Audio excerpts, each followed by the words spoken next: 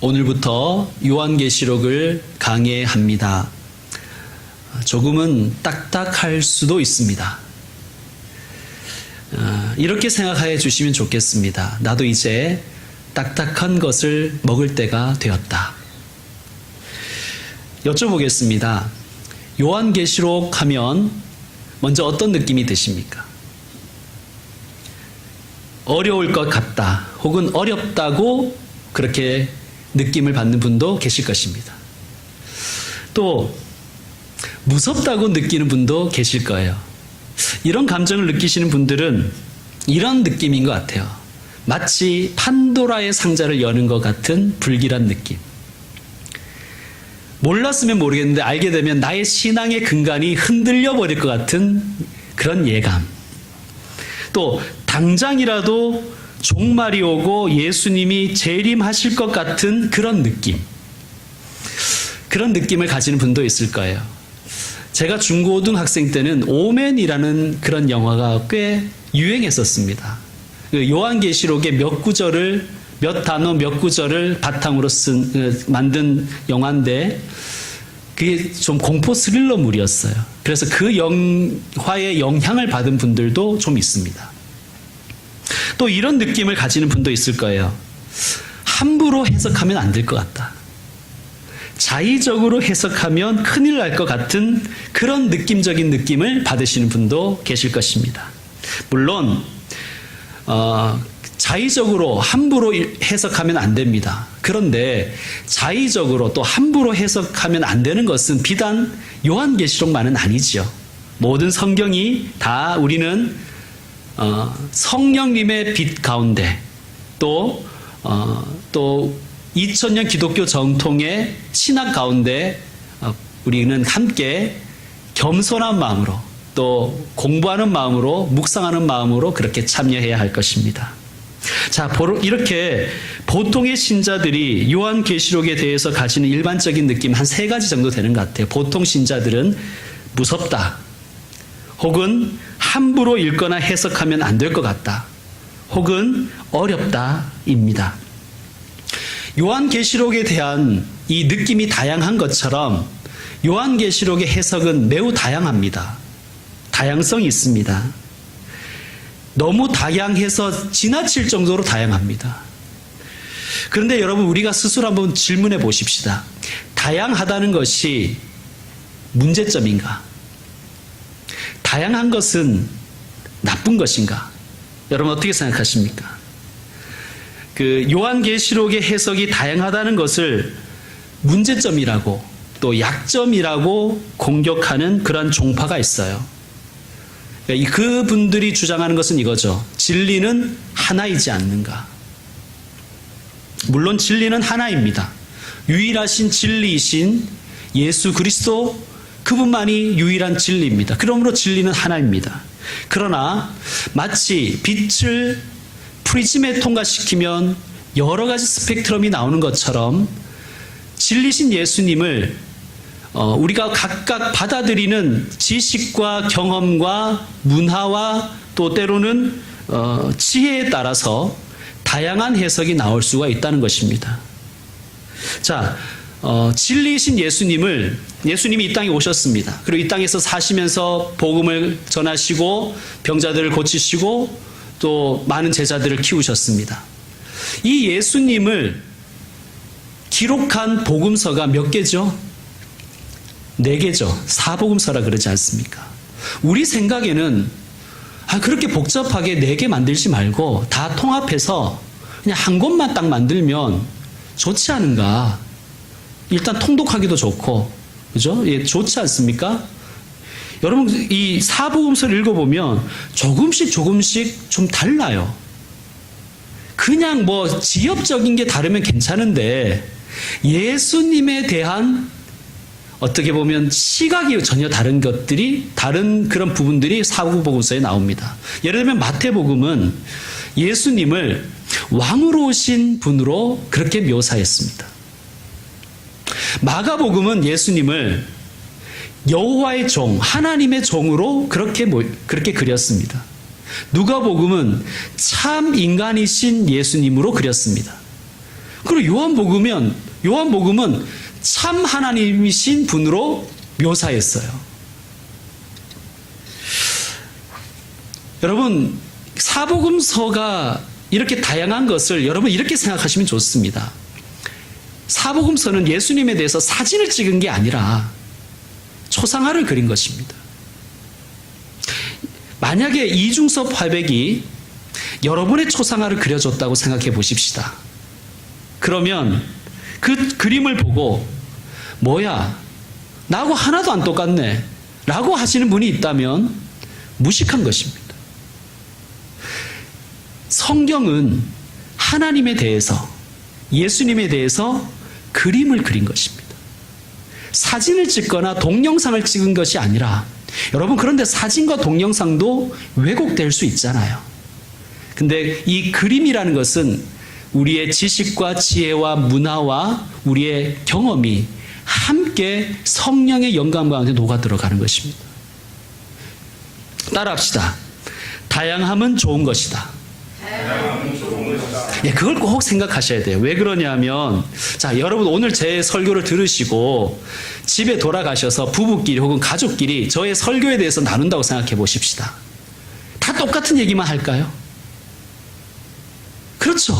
예수님을 경험한 제자들이 다 똑같이 예수님을 똑같이 획일적으로 생각하지 않았다는 거예요. 그것이 마땅한 것입니다. 여러분께서 저를 통해 주신 하나님의 말씀 설교를 듣고 나눌 때 이 사람이 나와 다르다고 틀린 것은 아니잖아요. 그렇지 않습니까? 틀렸다고 하면 그때부터는 대화가 되지 않는 것입니다. 다른 것입니다. 다른 것은 선한 것입니다. 왜 그러냐 하면 하나님이 세상을 창조하실 때 다양하게 만드셨어요. 또 하나님은 우리를 지으실 때 하나님의 형상으로 만드셨어요. 하나님의 형상으로 만드셨다는 것은 우리가 하나님을 닮았다는 뜻이에요. 여러분, 똑같은 사람이 있나요? 다 다르잖아요. 그러므로 다양한 것은 선한 것입니다. 다시 말씀드리지만 이 요한계시록 해석의 다양성을 집요하게 약점이라고 공격하고 파고드는 그러한 종파들이 있습니다. 어떤 종파는 이렇게 말하죠. 예언과 실상. 이게 무슨 말이냐면 한 예언에 대해서 실상은 하나다 이것입니다. 언뜻 보면 굉장히 딱 떨어지는 것 같아요. 그러니까 그들이 얘기하는 것은 우리가 실상을 알아야 예언을 바르게 해석할 수 있다는 거죠. 그게 근데 더 많이 이렇게 진행되면 뭐 그것까지는 괜찮다고 생각합니다. 그런데 그것이 더 많이 진행되면 이런 것이죠. 예언에 대한 실상을 보여줄 수 있는 것은 우리 집단밖에 없다. 혹은 우리 교주밖에 없다라고 하는 쪽으로 가서 모든 기독교 교회들과 2000년 기독교 역사를 깡그리 다 무시해버리는, 그것은 예수님께서 원하시는 하나됨에 어긋나는 일이죠. 예, 그것을 우리가 좀 생각해 볼 필요가 있습니다. 자, 여러분 우리 생각해 봅시다. 진리라는 것이, 진리에 대한 관점이 딱 떨어집니까, 여러분? 자, 예수님이 이렇게 말씀하셨어요. 진리를 알지니 진리가 너희를 자유롭게 하리라. 여러분, 이 말씀을 어떻게 해석하실 거예요? 자유가 뭡니까? 아무것도 안 하는 것을 자유로 생각하시는 분도 있지만 책임지는 것을 자유라고 생각하시는 분도 있잖아요. 진리를 알지니 진리가 너희를 자유롭게 하리라. 여기에 대한 관점도 다 다릅니다. 자유롭게 한다는 것이 무엇이지? 영혼의 해방인가? 정말 정치적인 자유인가? 경제적 자유인가? 아마 다 다를 것입니다. 왜? 그 사람의 상황과 형편이 다르기 때문입니다. 역사적으로 수많은 기독교 교회들은 각 나라의 역사 가운데 존재했습니다. 그러다 보니까 여러 가지 해석이 나올 수가 있는 것입니다. 요한계시록에 대해서 어렵다고 생각하시는 분들이 계세요. 선입견일 수 있습니다. 따라합시다. 요한계시록은 쉽다. 얼마나 쉽냐면 찾기가 일단 쉽잖아요. 요한계시록은 제일 마지막에 있어서 창세기만큼이나 찾기가 쉽습니다. 이거 뭐 농담처럼 얘기했고요. 쉽다고 생각하고 접근하셔야 돼요. 물론 이 쉽다는 것이 그냥 만만하게 보라는 뜻은 아닙니다. 부담 없이 참여하시라는 뜻입니다. 자, 요한계시록은 이렇게 시작됩니다. 예수 그리스도의 계시라. 이렇게 시작되죠. 예수 그리스도의 계시라. 자, 예수 그리스도의 계시라 하는 이 말씀은 이런 뜻입니다. 예수 그리스도를 열어서 보여준다라는 뜻이에요. 계시라는 것은 열어서 보여주는 거예요. 즉, 요한계시록은 예수님을 열어서 보여주기 위해서 주신 말씀이요, 기록된 말씀입니다.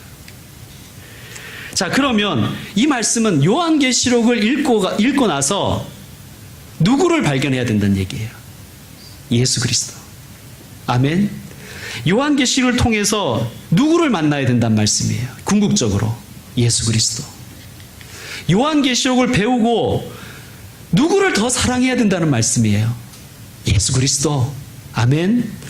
그렇지 않으면 잘못 읽고 잘못 배우는 것이에요. 요한계시록을 읽고 나서, 요한계시록을 가르치고 나서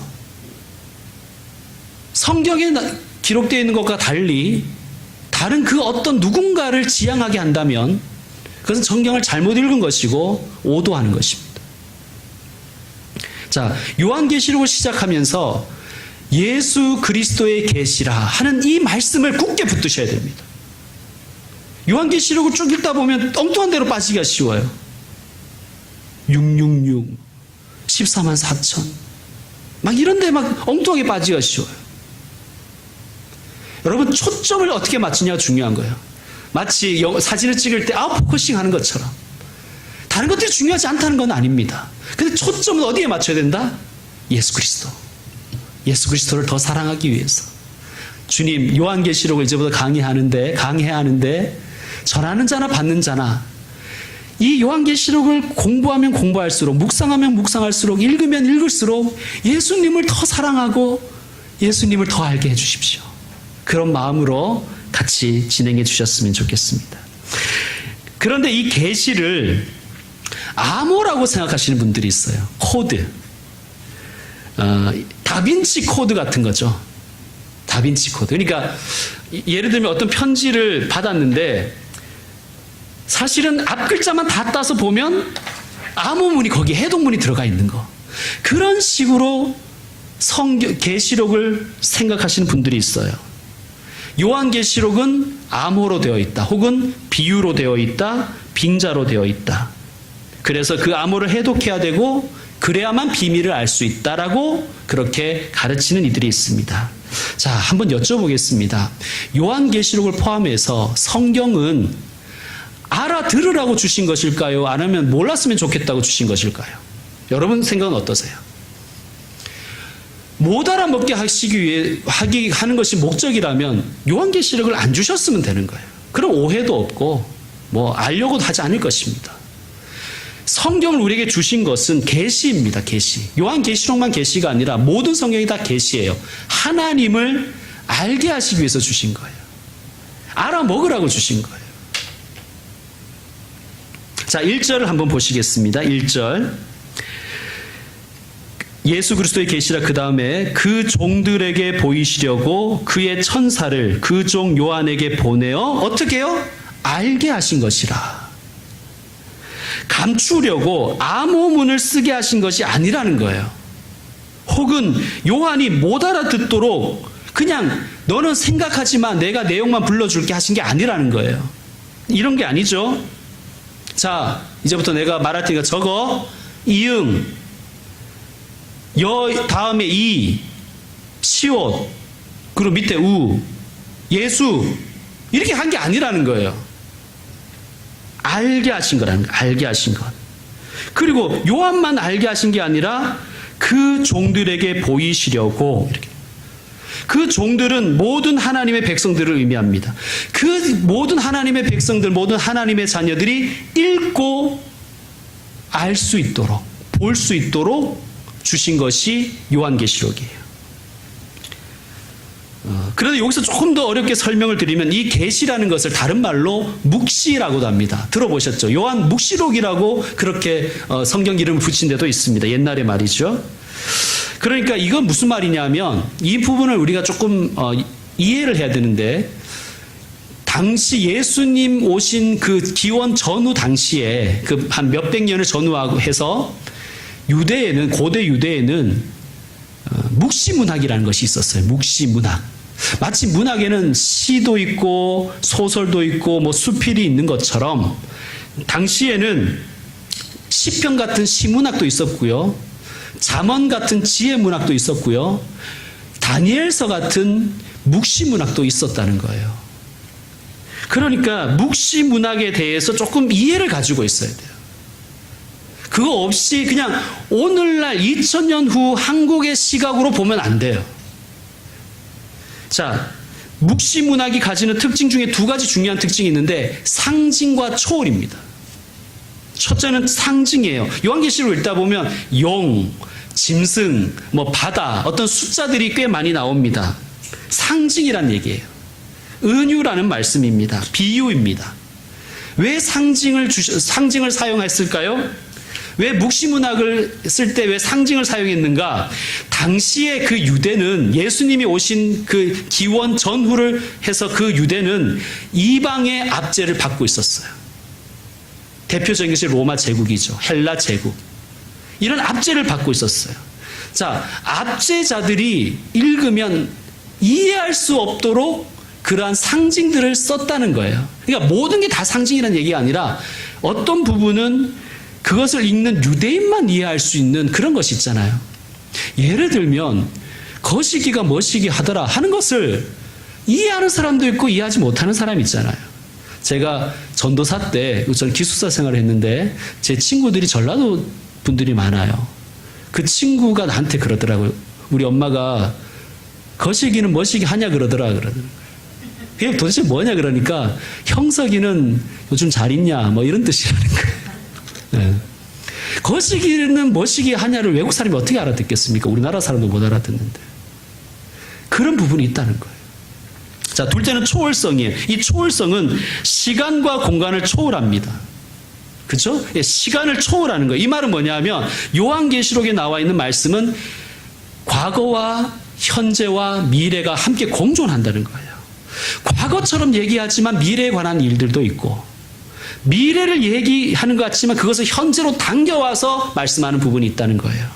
공간도 초월해버립니다. 이 땅의 사건을 말하는 것 같지만 하늘의 이야기를 하는 것이고 마치 천상의 이야기를 하는 것 같이 말씀하시지만 이 땅의 이야기를 주시기 위해서 초월을 사용한다는 거예요. 그러면 왜 초월을 문학적 도구로 사용할까? 이런 뜻입니다. 우리가 이 땅을 살지만 하늘을 살으라고 초월을 사용하십니다. 너희가 이 시대를 살아가고 있지만 이 시대만 보지 말고 하나님 나라의 역사를 바라보라고 초월을 사용하는 것입니다. 자, 또 요한계시록을 무섭다고 생각하시는 분들이 있어요. 이건 왜 이런 현상이 있냐면 요한계시록을 그저 임박한 종말이나 시한부 종말의 눈으로 보는 분들은 그런 느낌을 많이 가져요. 그러니까 요한계시록이 이제 곧 닥칠 종말의 미래를 그린 것이다 라는 것만 생각하면 두려움이 생기는 거예요. 자, 먼저 우리는 요한계시록을 잘 읽기 위해서는 한 가지를 꼭 전제해야 되는데 요한계시록을 받아본 1차 수신자들이 있다는 것을 꼭 명심해야 되는 것입니다. 1차 수신자가 있다는 거예요. 자, 요즘에 제가 새벽 기도회 시간에 빌립보서를 강의하고 있습니다. 빌립보서는 누가 썼죠? 성령님이 쓰셨다. 이런 것은 이제 우리가 신앙적으로 당연히 그런 것은 우리가 고백해야 되는 것인데, 그냥 이거를 문법적으로만 보면 빌립보서는 사도 바울이 쓴 편지예요. 누구에게 썼습니까? 빌립보 교회에게 쓴 편지예요. 그래서 빌립보서입니다. 1차 수신자가 누구란 얘기예요? 빌립보 교회 교인들이란 얘기입니다.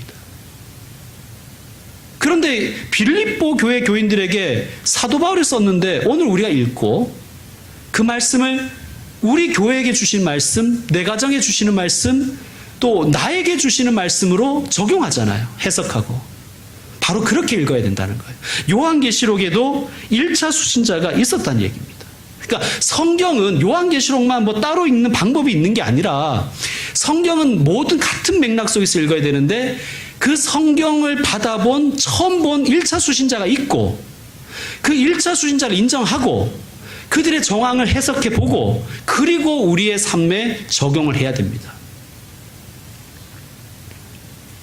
예를 들면 이런 것이죠. 요한계시록을 해석하면서 이런 얘기를 많이 하는 분들이 있어요. 뭐 바코드다, 베리칩이다, 슈퍼컴퓨터다, 유럽 연합을 이야기한다, 핵전쟁을 이야기한다라고 요한계시록을 그렇게 설명하는 분들이 있어요. 저는 난독증이라고 생각합니다. 넌센스라고 생각합니다. 그분들의 해석이 완전히 틀렸다는 얘기를 하려는 게 아니라 먼저 이렇게 생각해야 돼요. 그러면 그렇게 말하면 요한계시록의 1차 수신자인 아시아에 있는 7교회가 지금으로부터 2000년 전의 교회가 바코드도 이해하고 베리칩도 이해하고 컴퓨터도 이해하고 히틀러도 이해하고 유럽연합 그다음에 중국도 이해하고 핵전쟁도 다 이해해야 됩니다.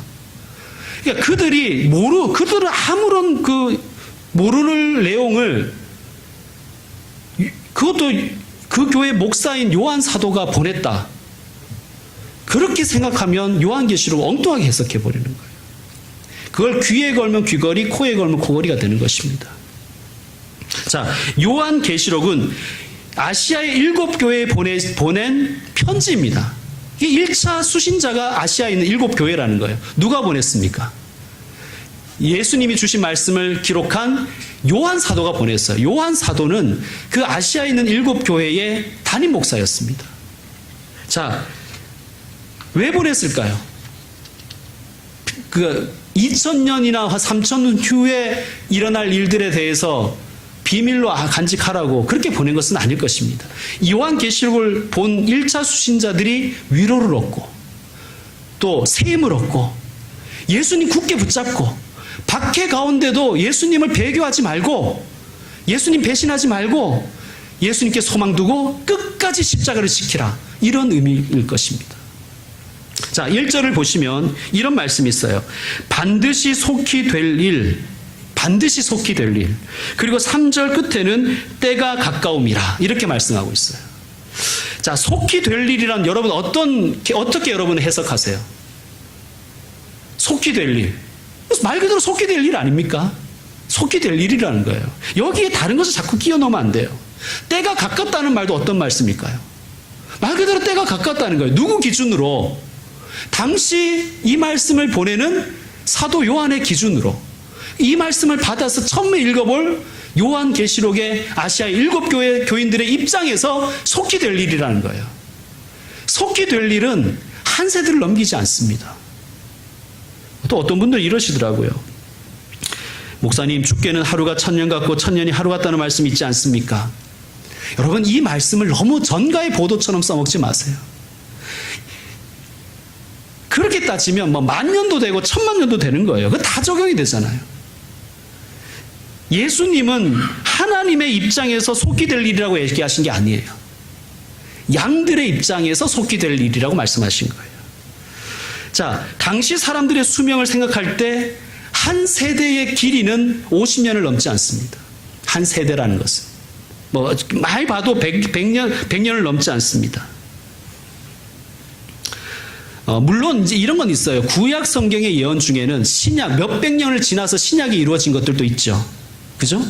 근데 그런 말씀들은 속히 될 일이라는 표현을 쓰지 않아요. 그러니까 성경은 그렇게 매우 정교한 것입니다. 자, 그리고 이렇게 생각하시는 분들이 있어요.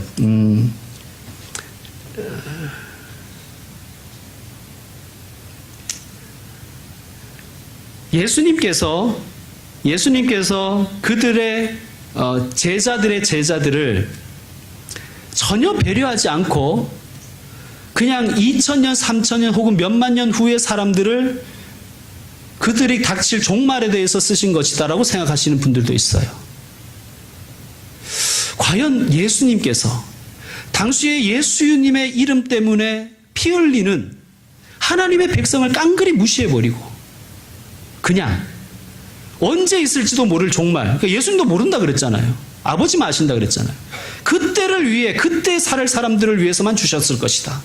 예수님의 사랑을 생각할 때 그것은 인정할 수가 없습니다. 그러므로 우리는 1차 수신자들의 입장에서 속히 될 일이 무엇인가 역사적으로 해석해 봐야 됩니다. 원전은. 그러니까 요한계시록에서 말씀하신 사건은 역사 가운데 일어났다고 봐야 되는 거예요. 그리고 그 사건들을 오늘날 다시 해석해서 오늘의 우리 역사 가운데 적용을 해야 됩니다. 이것이 잘 돼야지 독서를 잘하는 거예요. 그렇지 않습니까? 자, 그리고 이렇게 생각하시는 분들이 있어요. 요한계시록은 함부로 읽으면 안 된다. 자의적으로 해석하면 안 된다. 함부로 읽으면 안 된다고 생각해서 안 읽잖아요. 아마 오늘 여기 계시는 분들 중에 요한계시록을 처음 읽어보신 분도 있을 거예요. 그동안은 함부로 읽으면 안 된다고 생각해서 안 읽었는 거 아닙니까? 그리고 또 솔직히 오늘 우리가 읽었지만 잘 읽지도 않지만 그냥 읽고 이해되지 않아도 그냥 아멘 하시는 분들이 있어요. 질문하지 않는 거예요. 모르면 질문을 해야 되는데 그냥 그럴 거라고 생각하는 거예요. 함부로 해석하면 안 되니까. 거기에 틈을 타는 것입니다. 마귀는 의심이 생기게 하는 것이죠. 자, 3절을 보시면 이렇게 되어 있습니다. 이 예언의 말씀을 읽는 자와 듣는 자와 그 가운데 기록한 것을 지키는 자는 복이 있나니. 누가 복이 있어요? 읽는 자가 복이 있어요. 여러분 말씀을 읽으십시오. 그리고 누가 복이 있어요? 듣는 자와 그 가운데 기록된 것을 지키는 자. 이것은 하나로 보시면 됩니다. 듣는다는 것이 꼭 귀로만 청취한다는 얘기가 아니잖아요. 이것은 무엇이냐면 순종이라는 뜻이에요. 순종. 그런데 알아들어야 순종하잖아요. 여러분 혹시 요한계시록 오늘 설교를 듣고 궁금한 것이 있거나 혹은 평소에 성경에 대해서 궁금한 것이, 다른 궁금한 건 제게 묻지 마시오. 저는 잘 몰라요. 여러분보다 더 모릅니다. 근데 성경에 대해서 궁금한 게 있으면 수요일 저녁 기도회 마치고 8시 반부터 질의응답 시간 갖겠습니다. 저기 카페에서 둘러 앉아가지고 물 한 잔 마시면서. 예. 그러니까 평소에 요한계시록을 두고 나 궁금한 게 있었다. 혹은 성경의 말씀에 대해서 궁금한 게 있었다는 분들은 그 시간에 오시면 되겠습니다. 물론 수요 기도에 참석하시면 더 좋고요. 혹시 이제 시간이 안 맞으시는 분들은 8시 반까지 오시면 되겠습니다. 무엇이든지 물어보세요. 시간입니다. 여러분, 그런데 다른 성경책도 우리는 잘 안 읽지만 요한계시록은 유독스럽게 잘 안 읽어요. 왜 그럴까요? 저는 이게 위치의 문제도 있는 것 같아요. 창세기나 마태복음 정도의 위치에 있으면 연초에 계획할 때 벌써 한번 읽어보잖아요. 작심삼일이 될지언정. 근데 맨 끝에 있다 보니까 거의 무시당하는 것 같아요. 위치가 일단 안 좋습니다. 그리고 솔직히 무작정 읽기는 좀 힘들긴 해요. 아까도 말했지만 이게 묵시문학의 장르에 속하기 때문에 그래요. 그래서 저 같은 목사가 있는 거예요. 그러니까 여러분이 편안한 마음으로 읽고 모르는 건 질문해 보시기 바랍니다. 웬만한 건 다 대답해 드릴 수 있어요. 내가 질문했을 때 목사님이 대답 못하면 얼마나 당황하실까. 너무 염려하지 마시고요. 뭐 당황해도 제가 당황하는 거지 않습니까? 네, 그렇게 생각하시면 되겠습니다. 자, 3절에 보면 이렇게 돼 있죠. 이 예언의 말씀을. 벌써 우리는 여기에 대해서 좀 생각을 해봐요. 예언이 뭐예요, 여러분? 예언. 이 예언을요, 노스트라다무스식의 예언이라고 생각하시면 안 돼요. 자, 예언이라는 것은, 성경에서 말한 예언은 예언자들이 던진 메시지를 예언이라고 하는 거예요. 그러니까 구약 성경에 선지자들이 나오잖아요. 선지자들이 던진 메시지가 예언인데, 그래서 선지자들의 메시지를 우리가 잘 읽어봐야 돼요. 자, 선지자들의 메시지에는 핵심이 5가지입니다. 첫째, 하나님은 창조주이시다. 둘째, 하나님은 구원자이시다. 셋째, 창조자이고 구원자이신 하나님을 이스라엘이 배반했다. 우상 숭배하고 율법 무시하고. 넷째, 죄 지은 이스라엘을 하나님은 심판하신다. 다섯째, 심판으로 끝이 아니라 하나님 회복하신다. 이게 예언의 핵심적인 5가지 메시지입니다. 자, 우리 정리하겠습니다. 따라하겠습니다. 예언이란 창조주이면서 구원자이신 하나님이 하나님을 배반한 죄를 심판하시고 심판 후에는 새롭게 하신다는 뜻과 계획에 대한 선포이다. 여러분 이걸 분명히 가지고 있어야 돼요. 예언은 이렇게 먼 미래에 있을 어떤 일을 미리 말하는 것만이 아니라 현재와 과거와 미래가 함께 담겨 있는 선지자들의 메시지입니다. 그러니까 성경을 예언이라고 생각하시면 돼요. 그리고 성경을 잘 해석한 설교를 예언이라고 생각하시면 돼요. 근데 중요한 포인트는 이 예언의 말씀을 주신 목적과 이 예언의 말씀을 대하는 우리의 태도가 더 중요해요. 자, 3절에 보면 목적이 나와 있어요. 이 예언의 말씀을 주신 목적이 뭐라고 되어 있냐면 이 예언의 말씀을 읽는 자와 듣는 자와 그 가운데 기록한 것을 지키는 자는 어떻게 했다? 복이 있다. 이 말씀 읽고 겁먹으라고 주신 게 아니라 복 받으라고 주신 거예요. 이 복은 뭐 세상적으로 생각하지 마십시오. 하나님만이 주실 수 있는 하늘의 복을 주신다는 거예요. 복된 존재가 되고 행복하라고 주시는 거예요. 그러면 이 예언의 말씀을 대하는 우리의 태도는 어떻게 해야 되는 거예요? 나와 있는 것처럼 읽고 듣고 지켜야 됩니다. 한마디로 얘기하면 읽고 순종하라는 거예요. 이 예언의 말씀을 그저 호기심의 대상으로만 생각하지 마십시오. 물론 호기심이 나지요. 근데 호기심을 넘어서 이 말씀은 내게 순종을 요구한다는 그것을 인정하고 읽어가셔야 됩니다. 그리고 순종하려는 마음으로 읽으셔야 된다는 거예요. 아이고 어떻게 되나 한번 따져볼까? 이렇게 하시면 안 돼요. 뭐 요한계시록뿐만이 아니죠. 모든 말씀을 다 그렇게 읽어야 됩니다. 이제 말씀 마무리하겠습니다. 봉준호 감독이 영화 기생충으로 제72회 칸 국제영화제에서 황금종려상을 수상했습니다. 이게 어마어마한 일이래요. 이게 어마어마한 일이랍니다. 그런데 저는 봉준호 감독이 이 영화를 찍으면서 표준 근로 계약을 준수했다는 뉴스가 꽤 인상적이었습니다. 표준 근로 계약서 쓰고 주 52시간 노동 시간을 준수했다. 이 이야기가 많은 사람에게 감동을 주더라고요. 저는 그때 느꼈습니다. 아니 이 세상의 법을 잘 지켜도 많은 사람에게 감동을 주는데 하나님의 법과 예언의 말씀을 읽고 순종하는 사람에게 하나님이 왜 복을 안 주시겠냐는 거예요. 하나님도 감동시킨다는 거예요. 하나님이 감동하시면 복을 주시는 거예요. 세상의 법을 지켜도 사람을 감동시키는데 하나님의 말씀과 법을 지키는 자에게 하나님이 감동하지 않으시겠습니까? 하나님이 감동하시면 복된 인생을 살 줄로 믿습니다. 사랑하는 성도 여러분, 오늘부터 이 예언의 말씀을 읽고 순종하는 사람들 되십시다. 그리고 하나님이 없다고 말하는 세상 가운데 우리가 보여주십시다. 하나님의 말씀을 지키는 자가 이렇게 복되다는 것을 우리가 보여주는 그러한 복된 인생 살아가는 저희들 되었으면 좋겠습니다. 기도하겠습니다. 하나님, 요한계시록을 우리에게 주셔서 감사합니다.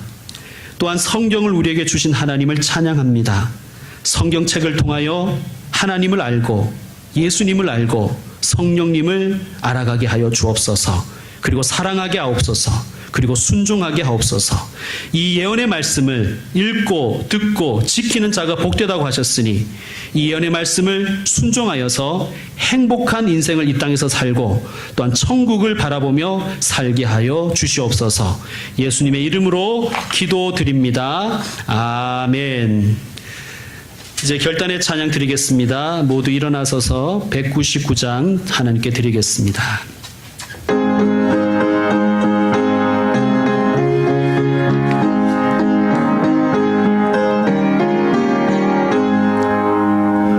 나의 사랑하는 책 비록 헤어졌으나 어머니의 무릎 위에 앉아서 재미있게 듣던 말 그때 일을 지금도